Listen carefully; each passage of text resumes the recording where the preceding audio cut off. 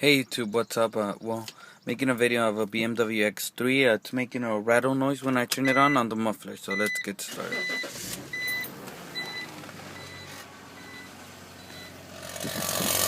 don't know if you can hear it.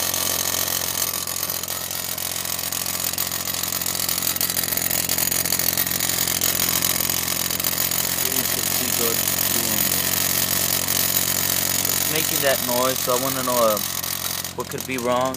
Probably the butterfly valve that doesn't move. It's just sticking there and making so much noise. So please comment, rate, and subscribe. I forgot to say, this happens every time I turn the car on, or when I'm at a stoplight, or when the car is parked. Okay, well, thank you.